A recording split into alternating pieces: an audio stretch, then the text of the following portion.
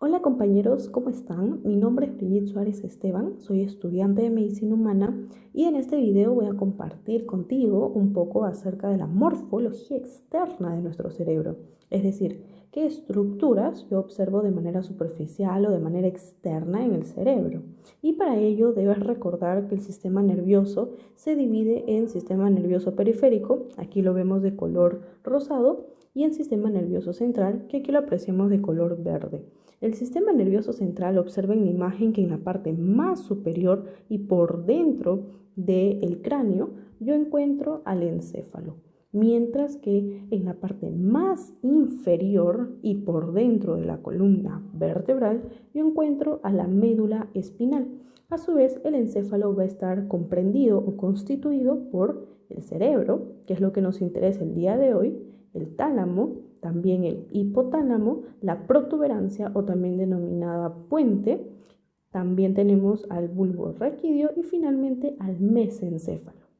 Y como puedes apreciar en esta imagen, en realidad el cerebro está constituido por dos masas, uno a cada lado, que se denominan hemisferios. Y es así como tenemos un hemisferio derecho y un hemisferio izquierdo. Ambos van a estar unidos por el cuerpo calloso. Y el espacio donde no hay unión entre ambos hemisferios, aquí por ejemplo y aquí por ejemplo, se denomina hendidura interhemisférica. Ahora te presento a tu cerebro. Sí, este es un cerebro real. Observa que tiene la forma de un guante de box. A su vez, posee un diámetro longitudinal, o sea, de atrás hacia adelante o de adelante hacia atrás, mayor que el diámetro transversal, o sea, el diámetro horizontal. En esta imagen les presento el desarrollo de nuestro cerebro. Observen que al principio este es de superficie lisa y con el paso del tiempo, con el paso de las semanas, va a aumentar el número de neuronas, por lo tanto aumenta el volumen, mejor dicho, y aumenta también la superficie. Sin embargo, el espacio comprendido dentro del cráneo sigue siendo el mismo. Por lo tanto, el cerebro se tiene que acomodar a ese único espacio que va a tener. Es así que la superficie del cerebro se va plegando, o mejor dicho, se va a invaginar la superficie de nuestro cerebro. De manera que algunas invaginaciones, como pueden apreciar aquí en la imagen inferior izquierda, serán más profundas y a estas se le denominan cisuras. Y habrán también otras invaginaciones que serán menos profundas, que se denominan surcos. Algo muy importante a tomar en cuenta también es que las cisuras comienzan y terminan su formación en un determinado momento de la gestación. Por ejemplo, hacia el quinto mes de gestación se comienza a invaginar una parte de la superficie de nuestro cerebro para formar la cisura lateral. Y esta cisura, o mejor dicho, esta invaginación, se terminará de formar hacia el noveno mes de gestación. Otro ejemplo, la cisura central, que más o menos se va a encontrar a este nivel, comienza a formarse, o sea, esa parte de la superficie se comienza a invaginar hacia el séptimo u octavo mes de gestación y terminará la formación de esa cisura hacia el noveno mes de gestación o incluso al momento del nacimiento. Tercero y último ejemplo, la cisura perpendicular externa comienza su formación hacia los 9 meses de gestación. Y repito, como se trata de invaginaciones profundas, dividen a mi cerebro en lóbulos. Aquí, por ejemplo, por delante de la cisura central, tenemos al lóbulo frontal. Y por debajo de esta cisura central, o mejor dicho, por debajo de la cisura lateral, tenemos aquí al lóbulo temporal. Luego, por detrás de la cisura central, tenemos al lóbulo parietal. Y por detrás de la cisura perpendicular externa tenemos al lóbulo occipital. Recuerden que occipital hace referencia a la nuca. A su vez, observen que dentro de cada lóbulo, ubiquémonos en el lóbulo frontal, tenemos algunas invaginaciones poco profundas, las cuales se denominan surcos. Y estos surcos dividen a cada lóbulo en circunvoluciones. Entonces, dicho eso, y hablando ya de la morfología externa de nuestro cerebro, observamos entonces que este tiene caras, lóbulos y también polos. Dentro de cada lóbulo mencionaremos cuáles son los surcos y las circunvoluciones que posee y también qué cisuras determinan cada lóbulo. Hablando primero de los polos, el cerebro tiene 3 polos, un polo hacia adelante que se denomina polo frontal y que está en relación por obvias razones con el lóbulo frontal. También tenemos un polo hacia atrás, hacia la parte más posterior, más dorsal, que está en relación con el lóbulo occipital y que se denomina polo occipital. Y finalmente tenemos al polo temporal, que está en la parte inferior de mi lóbulo temporal. Y para hablar de las caras del cerebro, recordemos pues a los hemisferios. Tenemos aquí un hemisferio derecho, un hemisferio izquierdo. Si nosotros observamos al cerebro desde un costado, o sea, desde una vista lateral, pues estaremos observando la cara lateral. Si vemos desde el centro de cada hemisferio, estaremos observando la cara medial de cada hemisferio.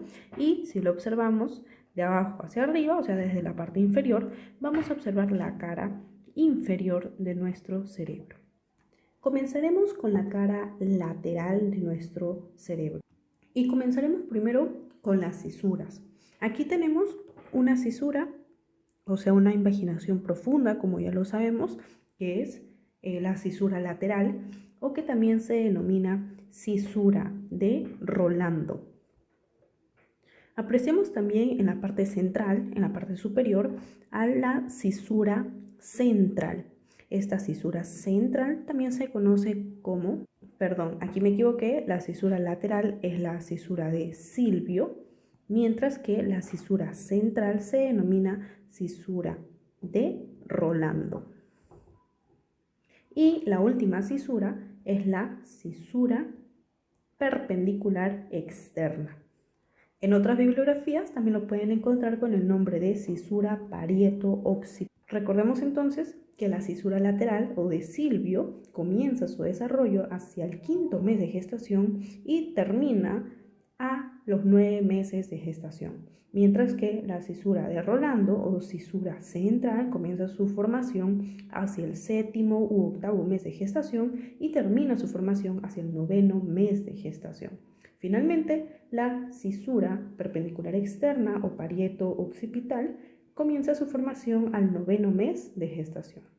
Por debajo de la cisura de Silvio, este me delimita a mi lóbulo temporal. Por delante de mi cisura de Rolando, este me delimita a mi lóbulo frontal. Por detrás de la cisura de Rolando tengo al lóbulo parietal y por detrás de la cisura perpendicular externa tengo a mi lóbulo occipital.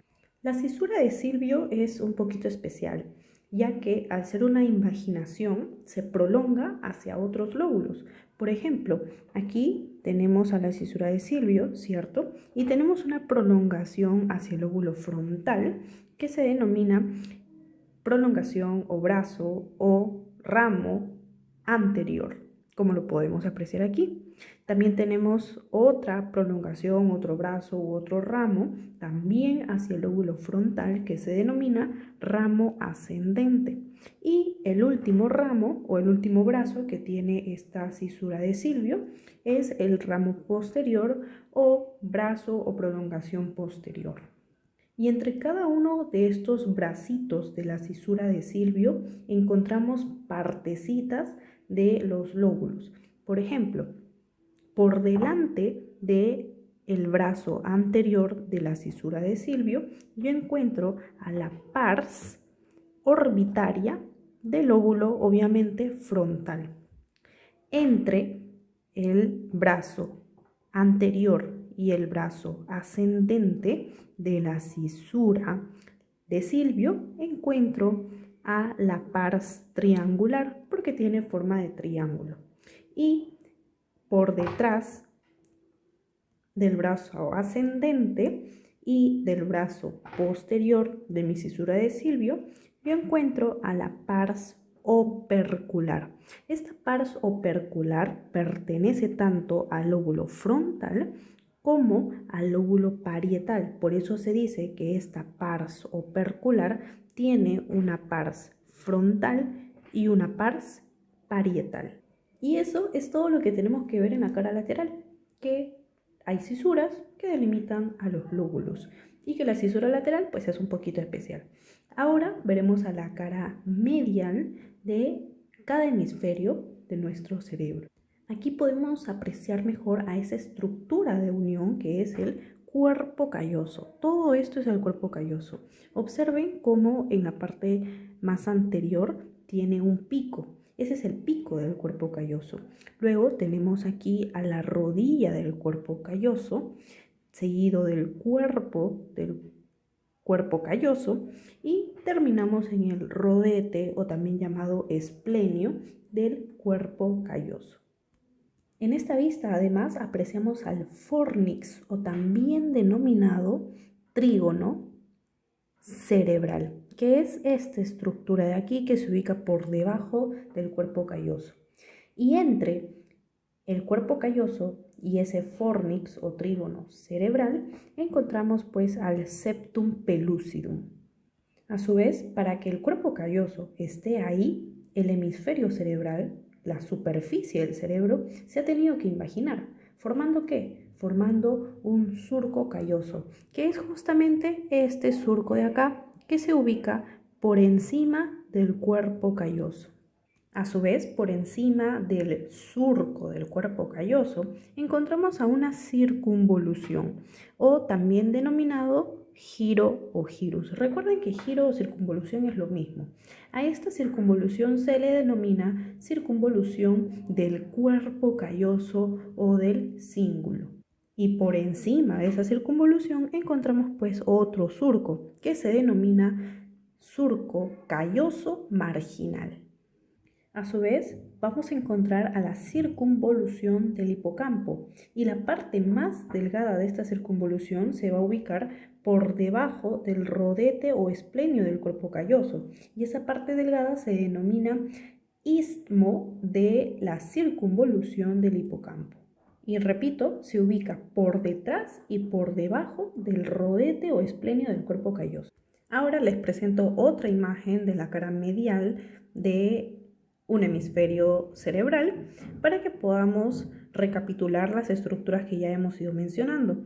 Primero, el cuerpo calloso, sus partes. Con el número 38 tenemos al pico del cuerpo calloso, que es la parte más anterior. Luego tenemos a la rodilla de nuestro cuerpo calloso, seguido del cuerpo de nuestro cuerpo calloso y finalmente el rodete o esplenio del cuerpo calloso.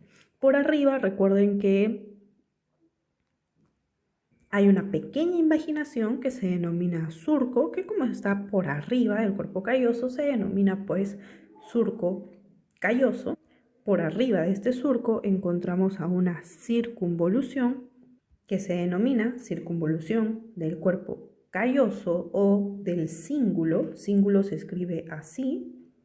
Por arriba de esta circunvolución encontramos a otro surco, que es el surco calloso marginal. En la parte inferior tenemos aquí con el número 13 al llamado fornix o trígono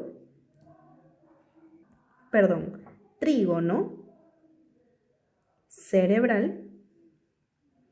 Y recordemos que entre el trígono cerebral y el cuerpo calloso vamos a encontrar aquí al septum pellucidum. Además, por detrás y por debajo del rodete o esplenio del cuerpo calloso encontraremos al istmo de la circunvolución del hipocampo, También tenemos a la lámina terminal. Esta estructura señalada con el número 24 es la lámina terminal, que en realidad es una prolongación del pico con el número 38 de nuestro cuerpo calloso. Finalmente, como última estructura anatómica de esta cara medial de nuestro hemisferio cerebral, tenemos a la circunvolución paraterminal. Teóricamente, esta circunvolución paraterminal es una estructura pequeña de forma triangular que se ubica por delante y por debajo de la lámina terminal. Mencionaremos ahora los surcos y circunvoluciones que apreciamos desde esta vista medial. Tenemos entonces en la parte anterior a una circunvolución del lóbulo frontal, que es la parte o que es la circunvolución más superior. Entonces se denomina circunvolución frontal superior. En la parte posterior a esta circunvolución encontraremos pues a la cisura central señalada con el número 9. Por detrás de esta cisura central encontramos al lobulillo paracentral. Por detrás de este lobulillo tenemos al surco supraparietal. Por detrás de este surco supraparietal encontramos a la precuña. Por detrás de esta precuña encontramos al surco perpendicular interno, y recuerden que por aquí de manera horizontal estará pues el surco perpendicular, o mejor dicho, la cisura perpendicular externa. La continuación es justamente este surco que ya conocemos, surco perpendicular interno. Por detrás de este surco encontramos a la cuña.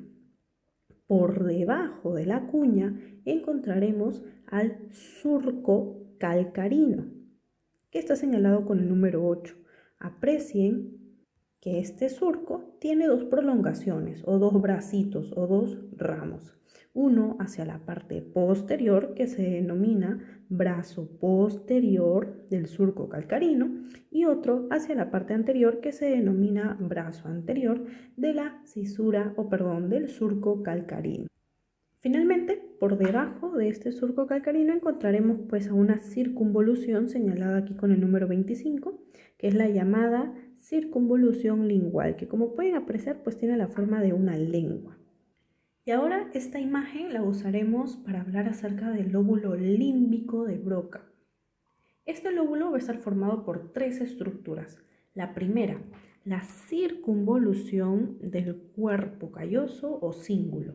La segunda, el istmo, o sea, la parte más delgada de la circunvolución del cuerpo calloso, o repetimos, cíngulo. Y finalmente, también de color morado, tenemos a la circunvolución del hipocampo, o también denominada circunvolución parahipocampal. Entonces aquí pueden apreciar mejor al istmo de la circunvolución del hipocampo o circunvolución parahipocampal. Observen aquí que esta es la parte más delgada de la circunvolución y por eso se le denomina istmo. Esas tres estructuras son las que forman al lóbulo límbico de Broca. Y para culminar ahora con las caras de nuestro cerebro, hablaremos de la cara inferior, tomando en cuenta que esto de aquí es anterior y esto de aquí es posterior. Observen que hacia la parte anterior, la cara inferior está en relación con el lóbulo frontal. Esa vendría a ser la parte orbitaria de la cara inferior. Mientras que hacia la parte posterior de la cara inferior encuentro al lóbulo temporal. Y esa vendría a ser pues la parte temporal de la cara inferior. Recordemos además que por aquí va a estar la cisura lateral y por lo tanto decimos que por delante de la cisura lateral está el lóbulo frontal, como ya lo sabemos, y por detrás de la cisura lateral, o también denominada cisura de Silvio, se encuentra el lóbulo temporal. Entonces veamos primero a los surcos y circunvoluciones de la parte orbitaria de la cara inferior. Primero les presento a este surco de acá que se denomina surco olfatorio. ¿Por qué? Porque está en relación hacia la parte de adelante con esta protrusión que se denomina bulbo olfatorio. Y hacia la parte de atrás, este surco olfatorio está relacionado con la cintilla o tracto olfatorio. Recordemos que bulbo olfatorio más cintilla o tracto olfatorio es igual a nervio olfatorio. Y recordemos que este es el primer par craneal. Luego, el segundo surco que se ubica en esta parte olfatoria es el surco en H. ¿Por qué? Porque tiene forma de H y aquí lo estamos señalando. Este surco en forma de H y el surco olfatorio divide al lóbulo en circunvoluciones. La circunvolución que se ubica entre la hendidura interhemisférica y el surco olfatorio se denomina circunvolución olfatoria interna o gyrus recto. Luego, el surco en H va a delimitar 4 circunvoluciones. Hacia la parte anterior tenemos a esta circunvolución orbitaria anterior. Hacia la parte posterior de la H tenemos a la circunvolución orbitaria posterior. Hacia la parte central o hacia medial del surco en H tenemos a la circunvolución orbitaria medial. Y hacia lateral del surco en H tenemos a la circunvolución orbitaria lateral. Y esta parte terminal de la cara inferior tiene entonces 3 surcos y 3 circunvoluciones. Aquí podemos apreciar a las circunvoluciones temporo-occipital lateral y a la circunvolución temporo-occipital medial.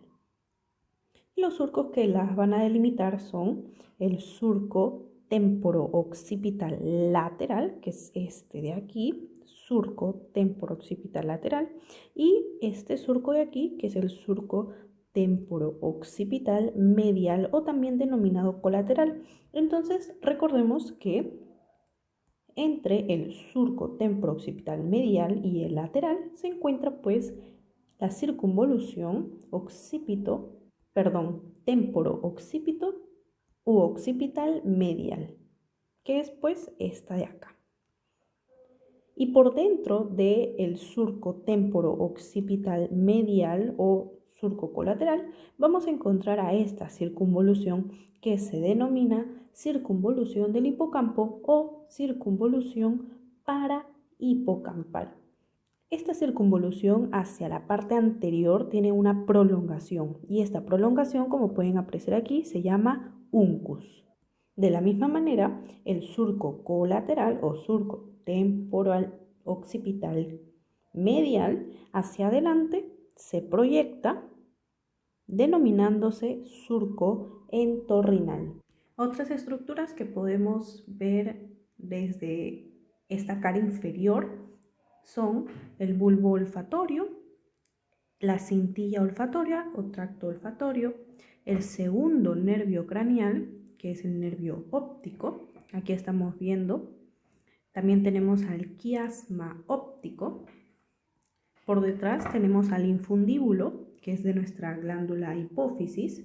Tenemos también al espacio perforado anterior.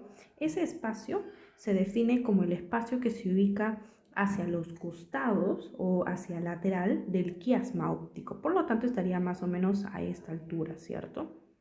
También tenemos al tubérculo mamilar, uno a cada lado, o también denominados cuerpos mamilares, porque son como protrusiones. Tenemos también al espacio perforado posterior, que vendría a ser este espacio por detrás de los cuerpos mamilares. También tenemos al rodete del cuerpo calloso. Recordemos que el cuerpo calloso hacia la parte más posterior tiene un rodete o esplenio también llamado. y encontramos a la estructura más resaltante, que es el pedúnculo cerebral. Este pedúnculo cerebral posee un pie, que es esta parte de aquí, posee también una calota, que es la parte que está por detrás del pie, del pedúnculo cerebral, posee también un locus niger. El locus niger es justamente esta estructura que se ubica entre el pie y la calota del pedúnculo cerebral. Y encontramos también una escotadura, la escotadura interpeduncular.